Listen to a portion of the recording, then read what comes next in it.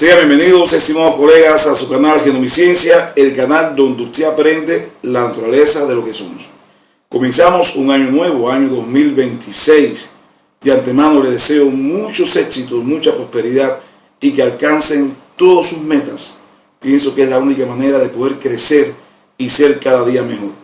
Nosotros vamos a seguir aportando conocimientos científicos a nuestros estudiantes, a la comunidad científica, a la población en sentido general. Pienso que es la única manera que podemos realizar prevención de salud. En el día de hoy vamos a dar una conferencia muy especial, específicamente relacionado con los factores que dificultan la interpretación de un patrón de herencia.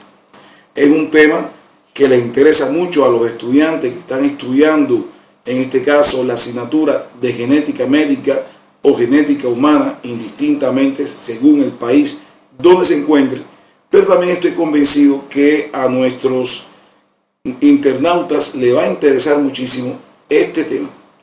No se vayan, soy el doctor Roberto Lardué Ferrer, genetista clínico, y este es su canal Genomiciencia en el año 2026, donde le va a ofrecer todo lo concerniente a la naturaleza de lo que somos.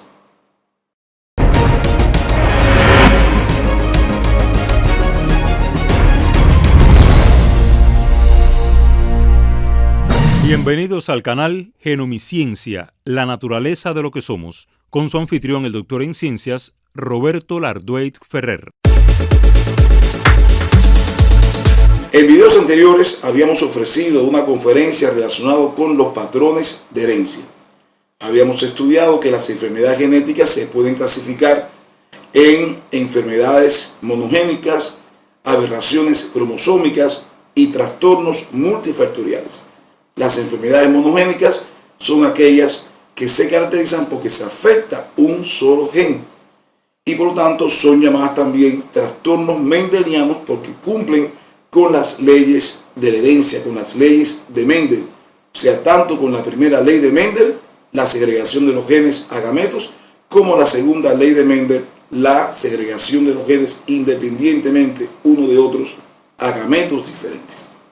Estos patrones de herencia tiene un papel muy importante porque dependiendo del patrón de herencia en que se segregue ese gen, entonces nosotros podemos ofrecer un asesoramiento genético oportuno, sobre todo cumpliendo con la estimación de riesgo. Es decir, podemos transmitir las probabilidades o el riesgo genético tanto de ocurrencia como de recurrencia que presenta un individuo bien en la familia en que se esté segregando un gen con un determinado patrón de herencia.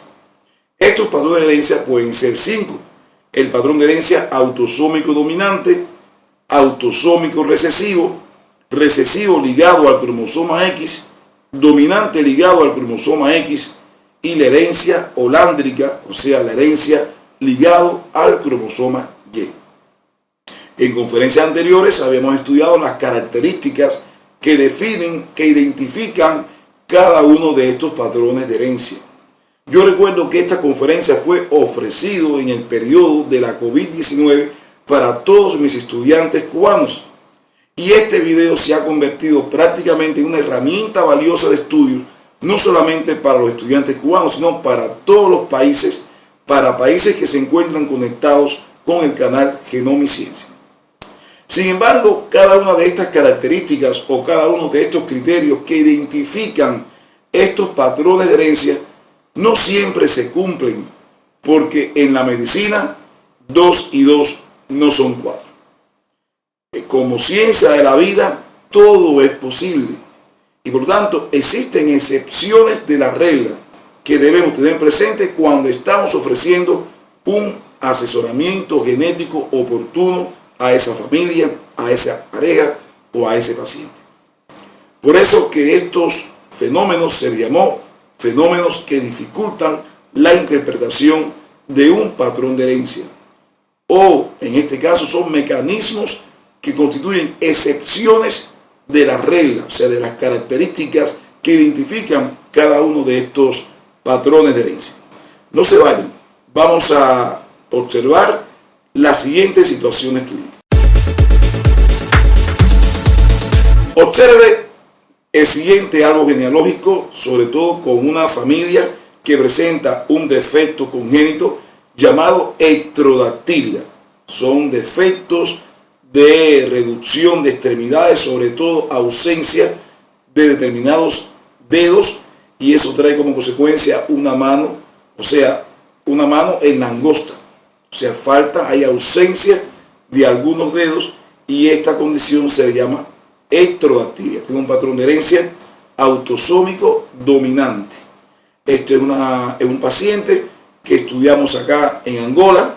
Miren las características. Apenas nació, fui llamado para la identificación del síndrome, y efectivamente es un síndrome ectrodactílico o ectrodactilia que se caracteriza por ausencia de estos dedos. Cuando nosotros realizamos el examen físico y elaboramos el árbol genealógico, entonces pudimos constatar el siguiente árbol genealógico. Yo pudiese preguntar, bueno, ¿cuál es el patrón de herencia de este árbol genealógico? El patrón de herencia, bueno, esto es un árbol genealógico que está conformado por 3 generaciones, ¿verdad? Existen 3 individuos del sexo femenino afectados, 3 individuos del sexo masculino afectados. Por lo tanto, se afecta en igual proporción ambos sexos. Esto habla a favor de que se trata de una herencia autosómica, ¿verdad? Y se encuentra en todas las generaciones, o sea, no existen saltos generacionales, de manera que también se puede tratar de una herencia dominante. Los individuos que se encuentran enfermos, sus padres generalmente están afectados. Así podemos, ejemplo, de hablar del individuo 3.2, que tiene un padre 2.2 afectado. El individuo 2.2 y 2.3, que tiene una madre afectada 1.2. Bien, tiene una herencia vertical, y otra característica es que los individuos afectados heterocigóticos presentan un 50% de probabilidad de transmitir la afección. De manera que estas características nos permite llegar al diagnóstico que se trata de una condición genética con un patrón de herencia autosómico dominante. Sin embargo, este patrón de herencia autosómico dominante tiene la característica, en gran medida, que los individuos afectados generalmente tienen uno de los padres afectados. Uno de esos padres tiene el genotipo heterocigótico y la otra persona es homocigótico recesivo, es sano.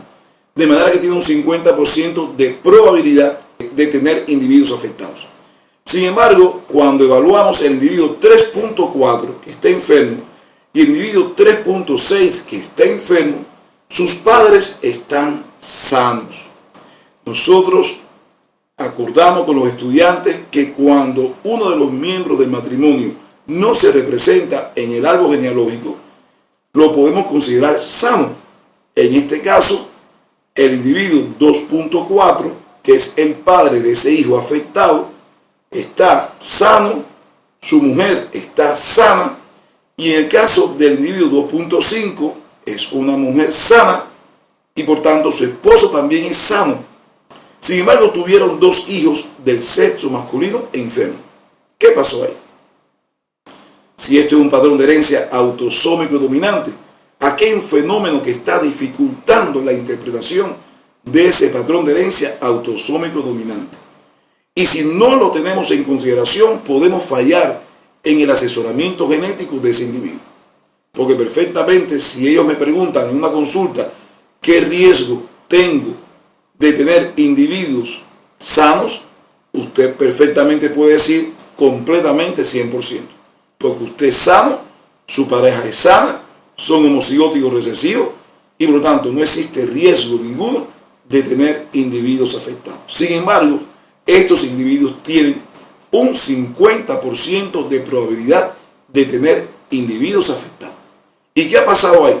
Bueno, es que existe un fenómeno que dificulta la interpretación de un patrón de herencia que se llama penetrancia reducida. ¿Qué es la penetrancia reducida? La penetrancia reducida, antes que nada, vamos a definir qué cosa es penetrancia. La penetrancia es la capacidad, es una propiedad inherente al gen. Es la capacidad que tiene el gen de alcanzar su máxima expresión fenotípica.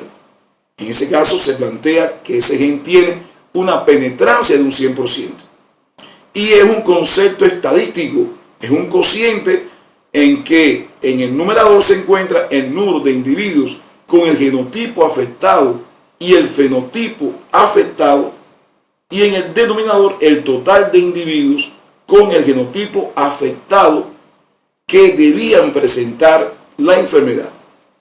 De manera que para una enfermedad como la ectrodactilia, que sigue un patrón de herencia autosómico dominante, deben presentarlo las 100 personas que están afectadas.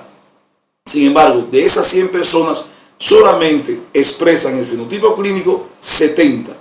Es decir, 100 personas presentan el genotipo afectado.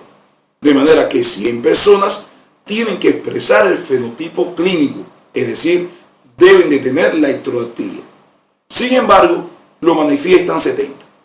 De manera que 70 entre 100, 0,70, es decir, 70% presenta una penetrancia de un 70%. Cuando la penetrancia no es de un 100%, entonces se plantea que estamos ante la presencia de una penetrancia incompleta o una penetrancia reducida. Es un concepto de todo o nada. Son aquellos individuos que, siendo heterocigóticos, es decir, aquellos individuos que presentan el genotipo afectado, no expresan la enfermedad por múltiples razones que nosotros vamos a expresar. De manera, estimados colegas, que la penetrancia reducida es un fenómeno que permite explicar en patrones de herencia autosómico dominante cómo individuos afectados pueden tener padres sanos, y cuidado, no es que sean portadores. En los patrones de herencia autosómico dominante no existe la condición de portador, se es enfermo o se es sano. Sencillamente son individuos que están afectados genotípicamente, que no alcanzaron su máxima expresión fenotípica, que no expresaron la enfermedad. Esa es la penetrancia reducida o la penetrancia incompleta. Entonces, vamos a ver cuáles son los factores, algunas características de la penetrancia reducida. Cuando existe penetrancia reducida, que generalmente son en enfermedades con un patrón de herencia autosómico dominante, existen saltos generacionales. Individuos enfermos, sus padres son sanos, aunque la enfermedad se manifiesta en otras generaciones ancestrales. La penetrancia es de un 100% en las enfermedades autosómicas recesivas. Se identifica, vuelvo y repito, en un árbol genealógico porque existen saltos generacionales. Ejemplo, el síndrome de frágil X, que es una enfermedad recesiva ligada al cromosoma X, tiene una penetrancia de un 80%, la ectrodactilia tiene una penetrancia de un 70%, y probablemente esta penetrancia se debe a múltiples factores. Puede ser, ejemplo, por el concepto de epistasia, es decir, la interacción que presentan determinados genes ubicados en otros sitios cromosómicos que van a interactuar alterando la expresión de ese gen en cuestión. Es decir, existen genes modificadores de la expresión y puede hacer de que un determinado gen pueda inhibir la expresión de otro. Recuerden que aunque las enfermedades o las características biológicas están condicionadas por un gen, al final tenemos un background genético, tenemos un fondo genético que justifica el enfoque multigénico en la expresión de un determinado fenotipo. O sea, la acción poligénica siempre también interactuando con el componente ambiental.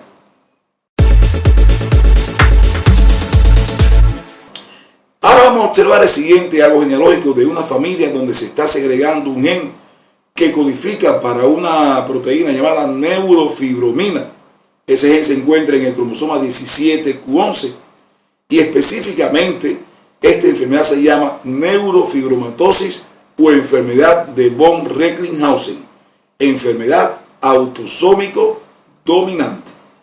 Vamos a ver qué vamos a apreciar en este árbol genealógico.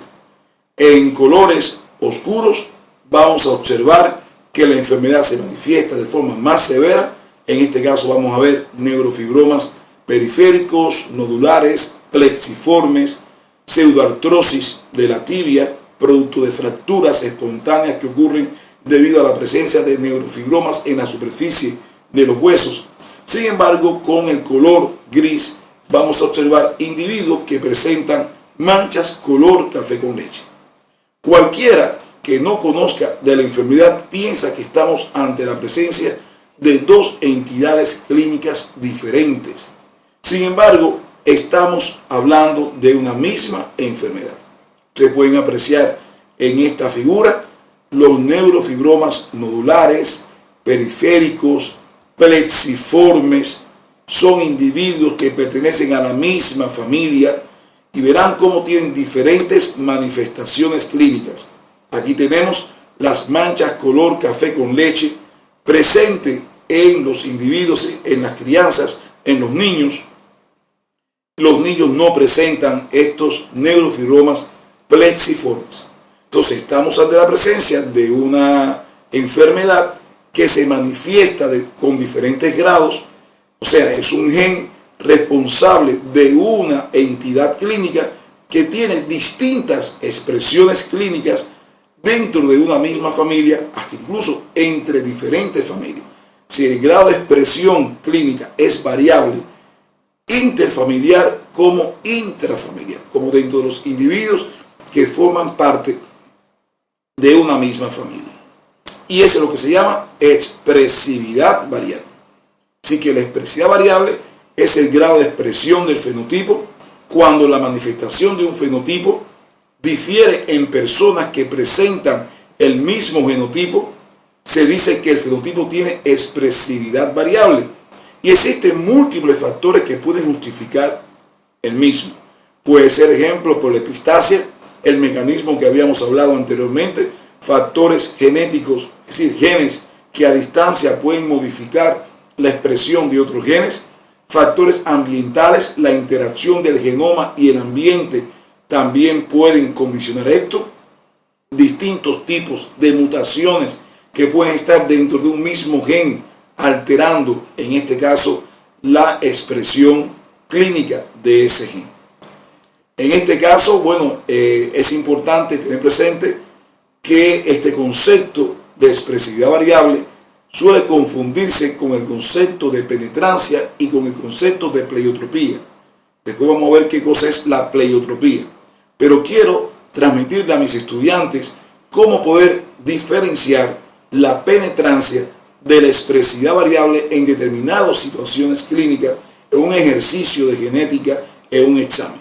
Recuerden que la penetrancia reducida es cuando el individuo, teniendo el genotipo afectado, no expresa la enfermedad, sin embargo tiene el riesgo de transmitirla en un 50% de probabilidad. Sin embargo, la expresividad variable es aquella que está presente en individuos cuyo genotipo, cuyo gen se ha expresado en 100%, o sea, tiene una penetrancia completa. La expresividad variable jamás puede estar en un gen con penetrancia incompleta, porque el gen que presenta penetrancia incompleta en ese individuo no manifiesta la enfermedad, sencillamente no está presente la enfermedad. Recuerden que la penetrancia es un concepto de todo o nada. La expresividad variable se presenta cuando el gen alcanza su máxima expresión fenotípica, es decir, tiene una penetrancia de un 100%. Lo que sucede es que tiene distintos grados de expresión. Existe un espectro de manifestaciones clínicas muy diversas entre individuos de una misma familia o individuos que pertenecen a distintas familias. De esta forma finalizamos la videoconferencia, no sin antes recomendarle que se suscriba al canal y si le gustó, regale un like.